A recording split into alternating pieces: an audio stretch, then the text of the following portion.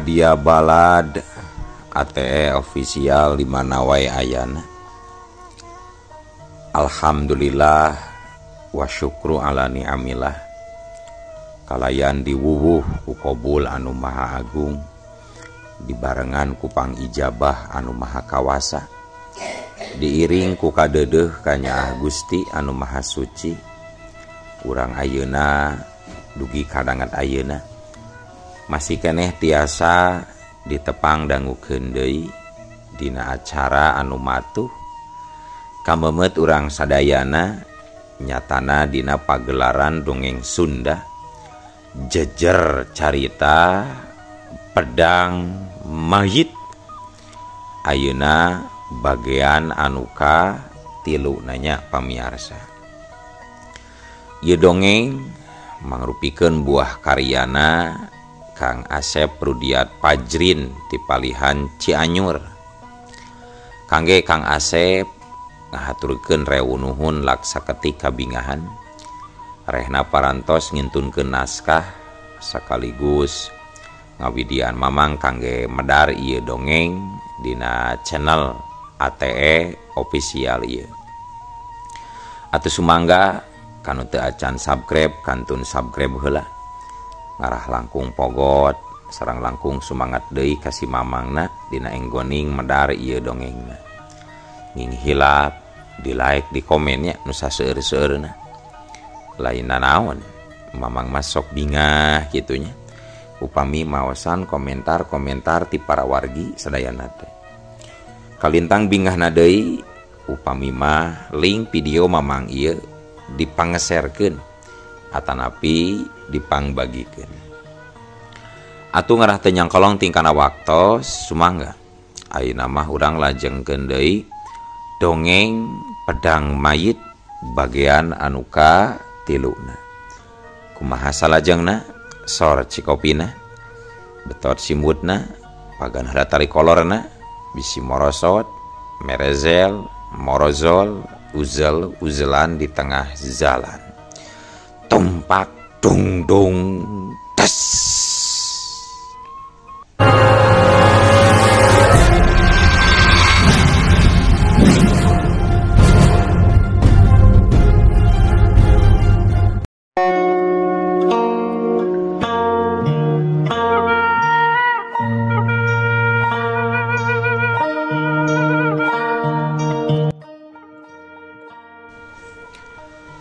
Para wargi sadayana sadi tinggal keunana ku si Boing tuluy be Kisarpa nyarita deui ka Jakarungsing. Dina ngayonan si Gopar Jang Jaka kudu iatna tur waspada yeu sabab eta jadugna Karaman teh kawilang hiji jawara anu luhur elmuna. Ilmu silatna kalintang hese di teleumanana. Ditambah deui si Gopar teh mibanda pakarang ampuh anu ngaranna Gelang Iblis. Geus loba para jago anu jadi korban kaganasan eta Gelang Iblis Jang Jaka. Tenang bae atuh kilah. Satungtung manehanana masih keneh ngadahar sangumah tong dipake hariwang atawa sieun ki aning lamun daharna batu tajeng seuneu takakara kudu dipikiran eta maki bener teu ki. Bener oge ari palebah dinya nama Jang, tapi nyata ya salahna lamun Jang Jaka mika nyaho kana kahebatan lawan pikeun jaga-jaga kitu teh Jang. Kisarpa mungkin regreg be hatena sabab tetela Jakarungsing teh eueuh pisan riuk-riuk kasieun najan geus dicaritakeun ngeunaan kahebatan si Gopar jadugna Karaman lodaya ireng.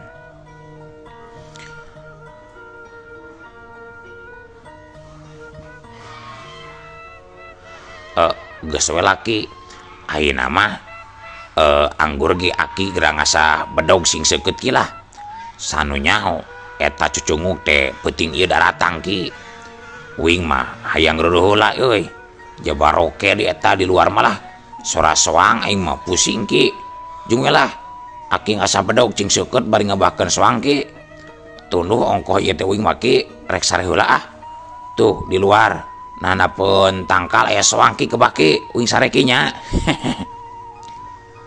kisar pak ungkur nyerenge bari unggek ngadenge caritaan Jakarungsing model kitu teh saterus nama Jakarungsing neangan tempat anu merenah pikeun manehna sare ari kisar pak bener be nurut kana parentah Jakarungsing pikeun ngasah bedogna sakalian bari ngebah soang anu teu eureun-eureun di sada watireun jiga nama Jakarungsing teh ka pamiarsa sadayana anu kaganggu dadanguanana ku pating sarwakna sora soang cag urang tinggalkeun heula sora soang anu gandeng mah ayeuna urang caturkeun di markasna Karaman Lodaya Ireng harita teh katembong si Gopar alias si gelang iblis keur popolotot ka anak buahna anu geus gagal ngajalankeun tugas ti dirina nyaeta pikeun ngiwat Nyi Kaya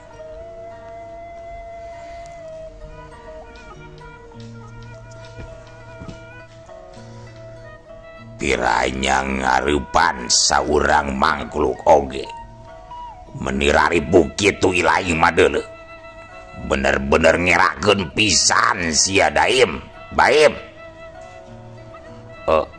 atuda saurang oge kacida jagona Kang sigana eta jalma teh lain jalma samanea tapi kawilang hiji jawara anu memang geus disiapkeun ku urang lembur dinya Kang pikeun ngalawan pihak urang cek si daim anu nembalan bari pupuringisan keneh kituna teh ngararasakeun kanyeri dina satulang sandi halah alasan wungkul dari si curing pikeun dewek mah nu jago di alam dunia ieu teh lianti dewek jeung Bah Rowi guru dewek mah deuleu KBG cacing jauh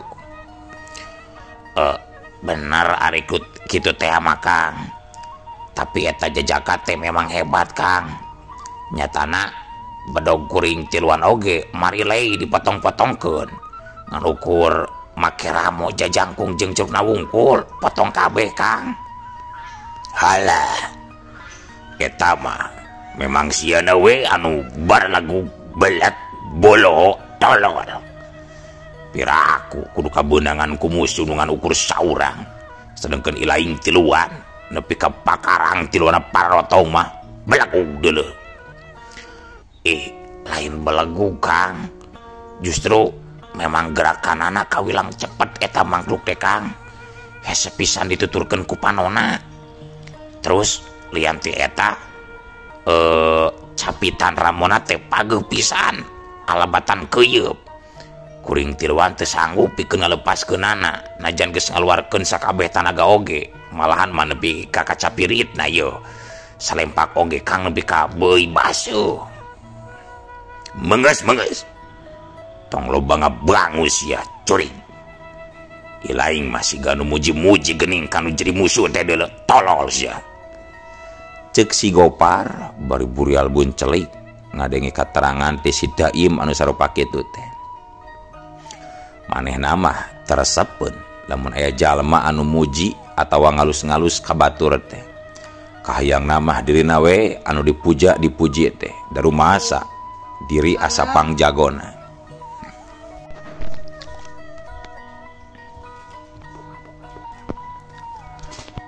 nempo nu jadi pamingpina geus molotot mah si Daim teu wani nyarita deui manehna geus nyaho pisan kana adat istiadat dununganana nyatana si Gopar lamun terus bae maneh nembalan geus tangtu bakal cilaka saeutikna digaplok ku si Gopar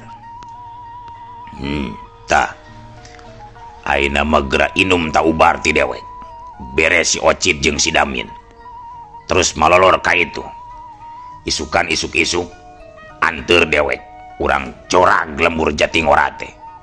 Dewek penasaran hayang ngajajal jeung ngicip-ngicip eta mangkluk. Dewek langsung turun isu mah. Cek si Gopar bari ngasongkeun tilu siki ubar sagaledek kaleci. Si Daim gancang nampanan eta ubar anu diasongkeun ku pamingpin. Anu dua si Ocid jeung si Damin dibere hiji sewang. Satuluyna kalayan teu kungsi nyarita deui. Si Gopar terus bae. Punten, kalayan teu kungsi nyarita deui terus bae ti luaranna pating koleset ninggalkeun si Gopar anu diuk tinggal sorangan. Sadi tinggalkeunana ku anak buahna leng. Si Gopar jadi ngahuleng. Manehna jadi ngarasa panasaran oge ka Jajaka anu geus mampu ngarubuhkeun tilu urang anak buahna. Ngadenge lalakon anu diguar ku si Daim cikene. Daek teu daek manehna jadi dilimpudan ku pananya dina jero hatena. Nah saha atuh eta Jajaka teh? Bener kitu mangrupakeun jawara bayaran lembur Jatingora. Lamun nya teh mah kitu eta ngandung harti yen dina mangsana engke ngajorag deh dirina kudu waspada. Geus kabuktian si Daim anu ulin silatna kawilang leuwih punjul ti anggota nu sejenna oge. Geuningan nyatana mah meuni sakitu ripuhna basa tarung jeung eta Jajaka teh. Red si Gopar ngareret kana pigelangan leungeunna. Nyeh seuri. Lah make kudu hariwang sagarupa. Apanan aing teh boga ieu pakarang ampuh pusaka hebat. Saha mangklukna sih anu mampu ngayonan kana kahebatan ieu pakarang. Sakumaha jagona oge manusia dibubukeun ku aing mah make pusaka ampuh dewek. Kitu galecokna hate si Gopar dina waktu harita. Sedengkeun di lembur Jatingora diburuan imahna Ki Sarpa. Harita geus narangtung walasan Jajaka anu pada-pada nyaroren bedog dina cangkengna sewang-sewang. Tetela si Boing jeung batur-baturna teh geus karumpul di hareupeun imah pupuh lemburna. Di barisan panghareupna katembong Ki Sarpa anu keur nangtung bari biantara. Barudak darengekeun ieu. Meureun samemena oge geus dibere nyaho ku si Boing. Naon pangna hidup sakabeh dititah kumpul di dieu. Tapi ayeuna kukula arek dicaritakeun deui sangkan leuwih eces tur jentre. Reg Ki Sarpa eureun heula dina nyaritana. Tuluy ngareret heula ka Jakarungsing anu harita keur gogoleran dina handapeun tangkal. Bari ngagerean liang ceulina ku bulu hayam. Sanggeus kitu mah Ki Sarpa nuluykeun deui caritaanana. Saperti anu geus dikanyahokeun ku urang sarerea. Yen geus lila ieu lembur Jatingora teh tiiseun. Nu jadi marga lantaran nama nyaeta pangeusina sarieun ku Karaman Lodaya Ireng. Beurang teu waleh hariwang, datang peuting teu waleh dilimpudan ku Kamelang. Inggis ku bisi rempan ku sugan. Eta Karaman ngagalaksak ngaranjah ka lembur Jatingora. Eta kayan teh kacida nyiksana pikeun katentreman atawa pikeun kahirupan masyarakat Jatingora mah. Urang teu bisa kieu wae salilana. Ku kituna geus waktuna ayeuna urang nyieun tindakan. Nu matak hidup sakabeh diditah kumpul dina waktu ayeuna teh sangkan tatan-tatan pikeun yang hareupan Karaman gagak ireng. Lodaya ireng ting soang ireng. Tadi beurang si Kayah anak kula geus rek diculik ku 3 urang anggota lodaya ireng. Ngan hadena be aya Jang Jakarungsing anu nulungan. 3 bisa dirubuhkeun ku Jakarungsing. Tapi sangkilang kitu balukar tina eta kajadian geus tangtu aya buntutna jeung bakal manjang. Si Gopar nu jadi jadugna pasti moal cicingeun.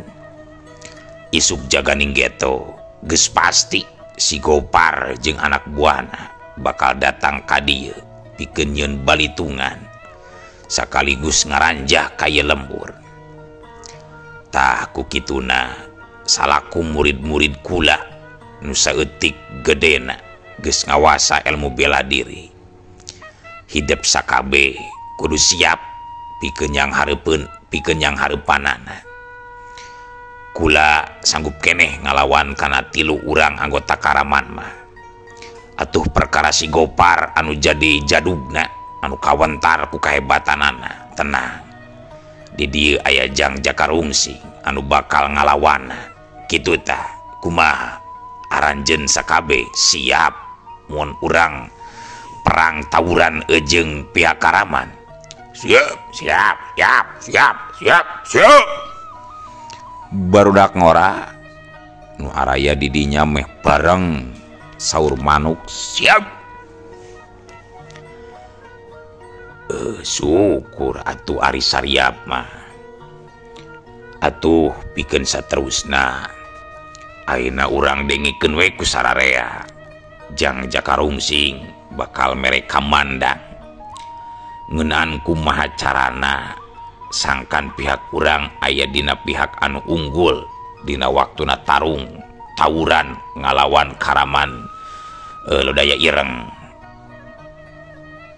Ceuk Ki Sarpa bari ngareret ka Jakarungsing bari unggek mere isyara. Anu direret surti kuniang tuluy Jakarungsing uniang hudang. Saterusna nyamperkeun ka lebah anu keur narangtung. Nu dicaritakeun ku Ki Sarpa teh memang bener kitu dak euy. Ulah caricing bae lamun aya nu ngaruksakan kating triman lembur teh. Ulah ngajar dog hees we nganukur barobogohan bae. Geura tembongkeun lah ka alam dunya yen jati ngora teh lain lembur anu bisa sangeunana diranjah ku jalma luar. Hayo lawan dak lah, lawan lah. Siap uing mangabantu dak. Jakarungsing sanggeus ngaheheh eureun heula nyaritana. Tuluy manehna nyokot batu sagede peureum. Tah, ayeuna keur naon atuh maraneh kabeh dialajar maen po ka Ki Sarpa ari teu digunakeun mah. Ka nyeri-nyeri awak jeung olok kejo oge deui. Nu matak nu mawi hulu botak katinggang awi ayeuna waktuna pisan yeuh pikeun ngagunakeun pangabisa teh. Piraku kudu eleh sih da sarua bae jalma itu oge sarua deui pada ngaharakan sangu kabeh oge. Nah lamun mah daharna daging jelema atawa goreng batu tah teuing tah hari kitu mah kuring oge sieun jigana mah. Atuh eta nu ngaran si Gopar anu cenah dipika gimir sabab boga pakarang anu ngaran gelang iblis. Keun lah eta mah bagian uing we bakal dikieu yeuh ku uing yeuh dikieu yeuh. Ceuk Jakarungsing bari ngarames batu anu tadi dicekelna. Sarita keneh eta batu teh jadi bubuk muruluk jiga tipung. Atuh puguh sakabeh jalma anu aya raya didinya jadi arolohok. Colohok nembang kadu, colohok mata simeteun ka asup Ki Sarpa. Tapi teu lila kituna teh. Saterusna mah kabehan ala lemprak lantaran sareueus ku kakuatan Jakarungsing. Ari Jakarungsing mah tuluy bae ngawureukeun batu anu geus jadi bubuk jiga tipung. ngahaja manehna mamerkeun eta kakuatan lain pikeun sombong atawa hayang disebut jago komo adigung-adiguna. Maksudna mah pikeun ngaturuk sumangatna barudak ngora anu araya di lembur Jatingora sakaligus pikeun ngagedekeun hatena ambeh ngarasa regreg jeung warani dina nyang hareupan musuh dina engke isuk jaganing geto. Da memang jeung sanyana sanggeus nyaksian kana naon anu geus ditembongkeun ku Jakarungsing. Sakabeh barudak ngora baladna si Boing nu tadina asa-asa teh jadi barijil wawanena. Maranehanana geus leungit ka sieuna dina nyang hareupan anu ngaranna Karaman Lodaya Ireng. Kabeh oge jadi ngarasa yakin yen Jakarungsing pasti bakal mampu pikeun ngungkulan kasaktena si Gopar salaku jadugna Karaman Lodaya Ireng. Tapi kela dak euy. Ieu teh kieu dak yo. Numutkeun beja ti angin anu ngaharewosan ka uing tadi. Cenah mah moal peuting ieu daratang teh euy eta Karaman teh. Tapi isukan barang jeung meletekna panon poe kadarieuna teh. Kitu teh barudak euy. Jadi ayeuna mah tenang-tenang we heula, dalhar heula anu boga pamajikan yang ngemplud heula ka ditu. Nah bener eta teh Jang Jaka, ceuk Ki Sarpa anu panasaran. Nya bener atuh Ki, da uing mah tarang ngabohong sakapeung mah. Jeung deui cek guru uing oge pamali lamun ngabohong teh. Engkena bakal diduruk maotna teh Ki. Sieun ki mah Ki. Ki Sarpa anu memang geus percaya sapinuhna ka Jakarungsing. Jadi teu loba tanya deui. Manehna yakin kana caritaan eta Jajaka anu aya di hareupeunana memang bener ayana. Ku kituna Ki Sarpa gancang mere parentah ka murid-muridna balad-balad si Boing. Tah kitu geuning barudak. Jadi tetela yen Karaman Lodaya Ireng teh bakal ka dieu tapi isukan. Ku kituna penting ieu mah ulah aya anu naon, ulah aya anu kulayaban, ulah aya anu bargadang lah. Geura sararewe sore-sore abeh isukan salager awakna teu narundutan dina mangsana tarung teh. Atuh kanu acan ngarasa bedogna wayahna we geura arasa heula sing sareukeut. Terus penting ayeuna mah hidup sakabeh ngarendong be di dieu. Abeh teu kudu hese deui engke ngumpulkeunana. Isukan urang papageun si Gopar jeung baladna ditungtung lembur. Kumaha ngalarti barudak? Ngerti. Barudak ngora reang saur manuk. Sanggeus kitu mah barisan barudak ngora teh dibubarkeun ku Ki Sarpa. Satuluyna mah aya nu ting karuksek ngarasa bedog. Aya oge anu ngarobrol jeung baturna. Para wargi sadayana. Langit lenglang, alam padang taya tedeng aling-aling. Manuk recet di sarada, patembalan jeung baturna ngabagiakeun cahya sang surya anu sumirat nyaangan buana panca tengah. Cai ibun anu ngagarendang na tungtung daun ngagurilap herang lir mutiara nu kasorot ku panon poe isuk-isuk. Harita ditungtung lembur Jatingora wanci isuk-isuk. Welasan jirim ting salingker dina hieumna rurungkunan. Ukur panonna we wungkul anu katempo buburilekan teh. Ki Sarpa nu geus saged ku papakean kajawaraanana. Katembong keur cingogo di salah sahiji tangkal kiara. Matana mencrong seukeut ka hareup.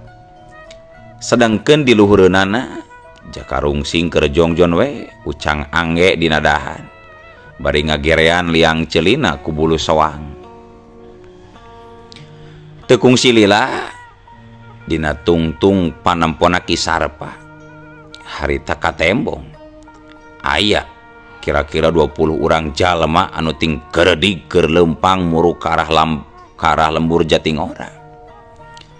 Tetela eta aleutan abringan teh rombongan anak Karaman lodaya ireng anu ngabring ngabandalet anu ngabring ngengkeuy ngabandalet ngembat-ngembat nyatang pinang anu sajarek ngacurag ka lembur Jatingora anu dipimpin langsung ku Ki Gopar. Katempo pangharepna si Gopar jadugna eta Karaman lempangna gagah nakeran dituturkeun ku si Daim salaku anak buah kapercayaanana. Tetela ayeuna mah geus jalinger deui teu pupuringisan siga kamari tayohna mah geus cager meureun tatuna. Nalika rombongan lodaya ireng ngaliwat hiji tegalan gurung anu rada lega. Punten. Nalika eta rombongan lodaya ireng ngaliwatan hiji tegalan garung anu rada lega. Ngadadak kadenge sora anu ting harieng dituturkeun ku pating belesurna rokrak-rokrak jeung daun-daun garing anu muru kanu keur leumpang. Wud hiung belesur curela celeng si Gopar loncat nyingkahan. Pun kitu deui si Daim jeung si Damin anu aya di tukangeunana rikat ngaralau ngan orokaya daun jeung rokrak teh terus ngabelesur nu akhirna mana rancep dina tarang-tarang 5 urang anggota Karaman lodaya ireng anu teu sempet ngejat. Cerem nu limaan teh ting koceak nu satuluyna mah nalamru baloboran ku getih. Najan nya oge ngan ukur rokrak jeung daun garing kasebutna tapi lantaran di baledogeunana ngagunakeun tanaga jero nya tangtu ngajadikeun heuras alabatan pakarang tina beusi seukeutna.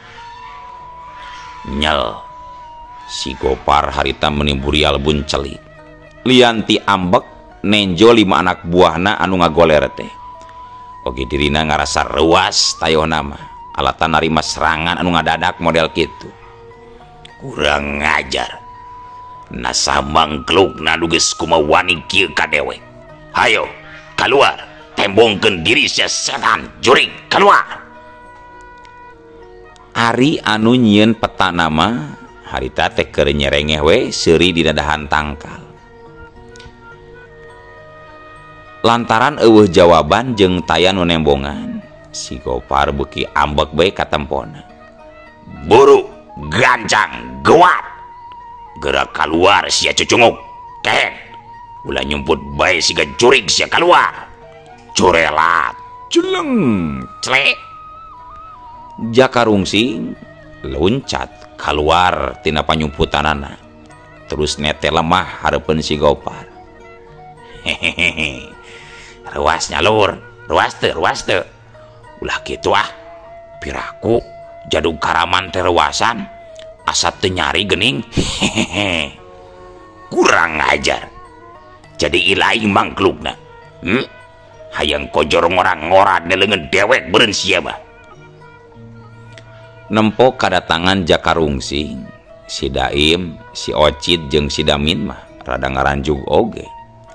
Sabab maranehanana mah geus ngarasaan kumaha heurasna leungeun eta jajaka. Ae, kalah tinggal uleg. Hayo geura serang setan Daim Ocit, serang deuleu. Si Gopar mere parentah. Ngadenge kitu kapaksa. Bari sieun-sieun oge si Daim narajang dituturkeun ke si Ocit jeung si Damin. Ya curela jeleng tiluanna pating salabrut muru ka Jakarungsing.